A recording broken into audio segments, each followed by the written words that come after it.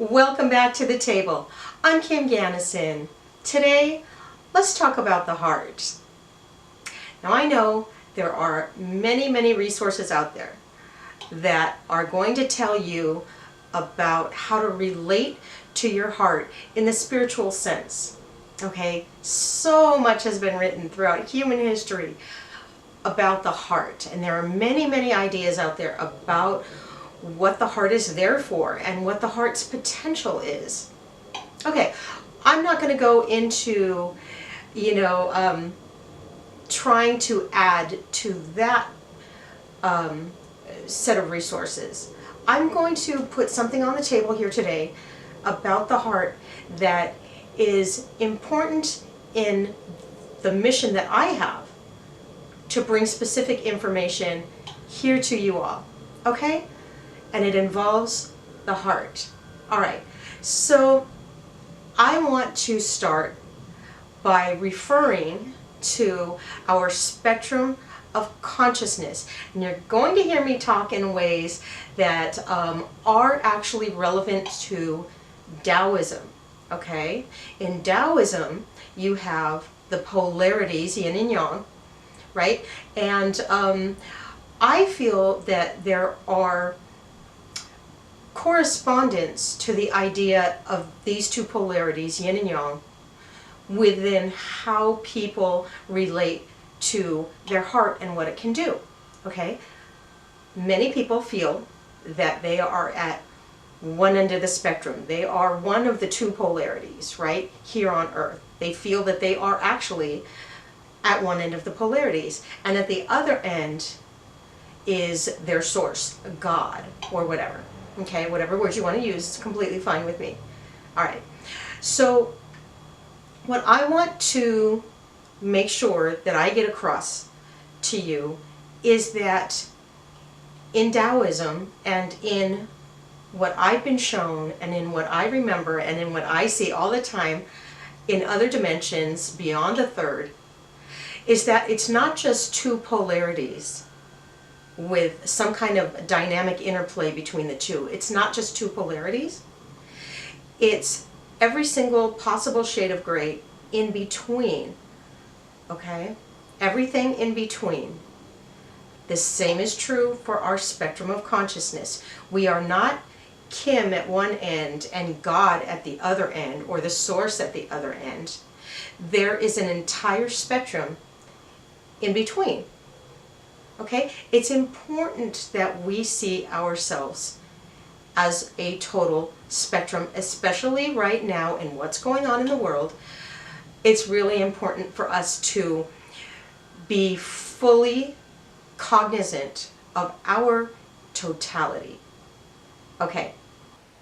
Okay, so what we often do here on the planet as humans is that when we think in terms of two polarities, ourselves as individual and then the source at the other end, we end up turning it into a hierarchy, right? Instead of a neutral spectrum where there's you at one end and the source at the other, we turn it up like this and we turn it into a hierarchy. All right, so we see ourselves at the bottom and we see the source somewhere at the top, and there's nothing really in between. There's no actual bridge to feel the one. Okay? However, many of our religions on this planet tell us that we are at the bottom and the one is way up there, and so it's part of a tradition in many cultures on this planet that you are not really allowed to engage in everything that is in between. You are certainly not allowed to internalize the fact that you have a full spectrum of consciousness and therefore the right to access everything that is in between the two polarities. Okay? So what that has us doing all too often is relating to our heart as sort of this conceptual ground zero for accessing our source, right? We are told, we've read, that the heart is where we will become one with the source. There's nothing wrong with that. There's nothing wrong with that. It is absolutely true. The heart is ground zero for connecting to your source. The only thing is, I want to make this clear, this is what it's all about. The heart is also where your potential is to feel everything in between, right? So here we are, and some of us are feeling that the goal is to use our heart to become unified with the one, right? Become one with the one, right? But I'm here to say that the heart can do much more than connect you to your source. The source has decided to go from being one thing, singularity. It's chosen to go from singularity to infinite multiplicity. Infinite multiplicity, okay? And myself here and you watching me on YouTube or Patreon, wherever you're watching me, you are part of the multiplicity, okay? Some religions are going to say, well, the goal is to go from multiplicity back to singularity, unity. Nothing wrong with that. The only thing is, what it does is it kind of, it kind of downplays the importance and the intention that our source has in becoming the multiplicity. There is a reason why you are a spectrum. There is a reason why the one decided to express itself as an infinite number of spectrums of consciousness. The source, the one, is not one consciousness. It is a collection of all consciousness, right? So when we think of it as singularity, we think of it as the one, we have to remember that it is actually the collection of all things and not just one thing. It is one thing expressing itself and becoming many, many different things, which I will refer to as the multiplicity. Okay? So, as long as we are complete spectrums of consciousness and we are not just one little, quantum sitting here on the planet, one little discrete package sitting here on the planet, longing to go back home to the one, the truth is we are already connected to the one, and we have the birthright as a child, a creation of the one, to express our spectrum and to experience our spectrum. And I want to let you know, ground zero for negotiating your way up and down your own spectrum, journeying up and down your own spectrum, ground zero for that is also your heart. Okay? And I don't just mean that theoretically. I'm not just saying, oh, we fly around in space and we have this experience and we have that experience and blah, blah, blah. And, it's, we have a heart and we can feel it. We have a spectrum and we can feel it. Blah, blah. Okay, keep in mind the perspective that you have right now as a three-dimensional human being on this earth. It feels very, very real. It feels like all of the things that are good and bad about this planet are completely real. And you are made up of all of these experiences. We often think we are. And maybe our three-dimensional consciousness is made up of our responses to all of the different experiences that we've had in our lifetime, right? Our responses to them are really what we identify with. But I want to let you know that all of the other experiences up and down your spectrum are just as real. And how do you connect to them? How do you connect to those real experiences up and down the infinite shades of gray of your own spectrum of consciousness? How do you experience those things? Well, on this planet, we like to think that we experience our life through our brain, right? Through our mind. You know, we think about it, we experience it through the mind, through the senses, and we think about it, and we analyze it, and okay, that's fine. We can think about it and analyze it. The only thing is, the only way for us to know it is to feel it. The only way for you to know what your identity is on this planet, which I've said, is really your response to what happens. Not what happens, that's not your identity. Your response to what happens is what you are, okay? And where do you respond from? Do you respond from up here, or do you respond from here? Well, you respond from your heart, right? You respond from your heart.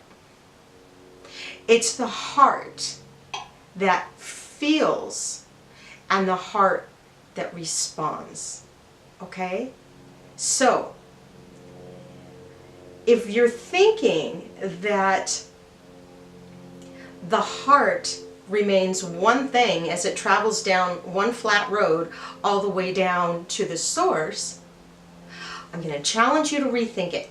I'm going to challenge you to try on a different perspective of it, which is that the heart, which is our gift from the source, it is our connection to the source and everything in between on our spectrum. The heart is capable of knowing everything up and down the spectrum, including what's going on in your life right now. Okay? The heart is not just about connecting to the one. The heart is not just about loving the people in your life.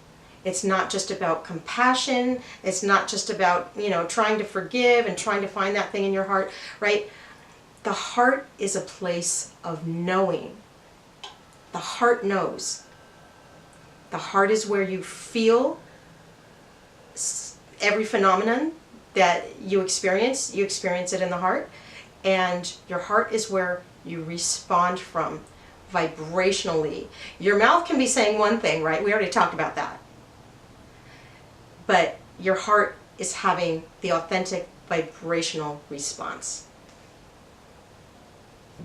Okay, so if the heart is our center of knowing, right, then how do we use it in our life to do more than just seek union with the one, or, you know, love the people in our life, or try to receive love, or, you know, however we are conceptualizing the parameters of the heart.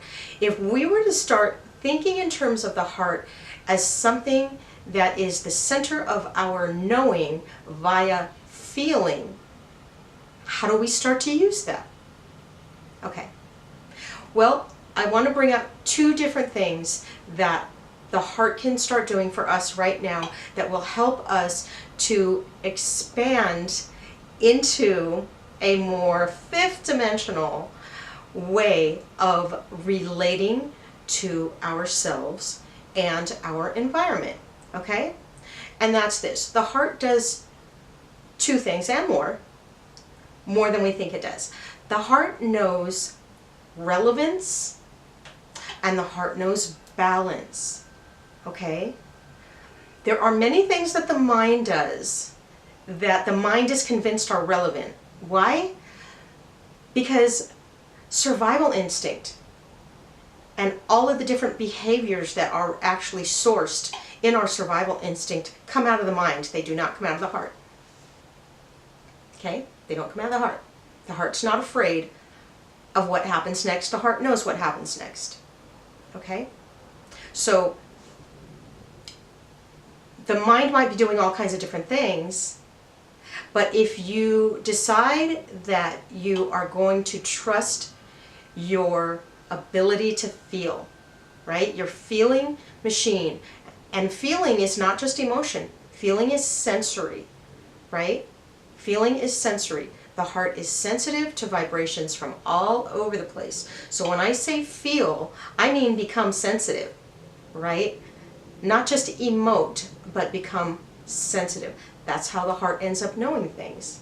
All right, now the heart understands what is relevant in any given moment, even when we don't, even when we're confused by, the sound and fury of what's going on around us.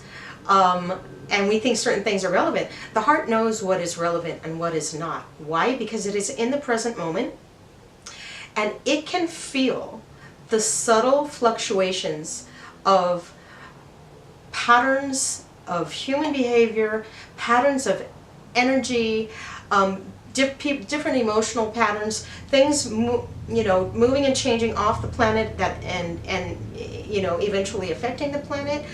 The heart can feel in every given moment where we are at in the flux of things, and that is something that has the potential to make us calmer, wiser, and more effective when we decide to take action. Okay? All right, relevance. What is important in the big picture in the moment? The heart can feel that, and therefore you can feel it. Okay? Balance. The heart is also able to experience balance. And by that, I mean what keeps you as an individual in balance in any given moment. Okay, so let's just take an example. Let's say there's a very important person in your life, and you love them dearly, but they've got some, they've got some issues. And you've figured out that you have to step back just a little bit and get a little bit of objectivity rather than get intertwined with their emotional ebb and flow and their behavioral, ebb and flow. So here's this person, and all of a sudden they're doing something that might be self-destructive, abusive towards you, unwise, dangerous. We all know people in our lives who do not act in their own best interest, that have a lot of confusion going on, a lot of different emotions going on, a lot of conflicting emotions going on. And think in terms of a person like that you love. Say they come to you one day and they're saying, I need you to give me $100 because, I can't pay my rent. And you know that they might go and spend that $100 someplace else and do whatever with it. And you also know that their rent needs to get paid. And you're feeling all these emotions. You're like, I love this person. I can't stand the thought that they can't pay their rent, but I'm also scared because maybe this person's going to go get some substances, or maybe this person's going to go out and drink and drive, or whatever that they're going to do that's not in their own best interest. What do you do? How do you find a way to remain in balance without getting sucked into their self-destructive behavior? Right? What do? Well, the heart knows. The heart knows the big picture, okay? In that moment, in that very momentary present snapshot of what's going on around you, around this person, and how to keep you in balance in the big picture. The heart knows that. The heart is an expert at feeling the process and the flow of multiplicity as it weaves itself in and out of itself throughout every single day. The heart can do this. It is not as complicated as it sounds. It sounds complicated from the perspective of the mind conceptualizing it, but the feeling is actually just like that. Oh, I feel it. No, this balance is off. I can't do it. no, right now, you know, this friend of mine, this loved one of mine, no, I'm not supposed to put energy into their self-destructive behavior, and I'm not supposed to reinforce, you know, this dynamic that we have socially. I'm not supposed to do it right now. And then another time, a week later, your heart might be telling you, yeah, okay, I feel my love for this person, but you know what else? I also feel some danger for this person. This person is in physical danger because this time their rent is due, and they are going to get thrown out, and they cannot make it on the street, and I need to give them this money. So let me figure out a way to make sure that what they're asking for ends up going towards what they need it to go towards. How, you know, how can I do this? The heart knows all of these things. The heart knows all of these things. Okay? It knows the love. It knows the balance. It knows the relevance. It knows the linear time aspect of what's going on. It knows the non-linear time. It knows the source. It knows everything in between. And it knows the flow. It knows the flux. It knows the evolution. Wow! That's huge. That's huge. So once we start to get over the idea that we have to remain based in our cognition, based in the requirement that we analyze everything all the time and come to a logical conclusion. Once we let go of that three-dimensional culture requisite and start becoming feeling knowers, heart-centered, in an all-knowing heart, culture will change. We will change. We will evolve. Everything will change. And we'll all be more empowered. Okay? So it's an important thing, as I'm wrapping this up, to remember that to think in terms of yourself here, the polar opposite, which is the source, which is all, is over there, but you only conceptualize it, and you conceptualize the heart as a way to connect to that. But you leave out the part where it's actually a spectrum between the poles, and a spectrum that you can access by becoming a feeling knower rather than, you know, a conceptual thinker, you know, analyzer, logical, socially correct being. You're going to have a completely different experience in life. And this is one of our ways to evolve. Okay? So I want to thank you for being here today. Please leave your questions and comments. They are always welcome. I hope this has brought something to the table in relation to how we relate to our heart and relate to ourselves. All right? I'll see you next time. Thanks for being here. Take care.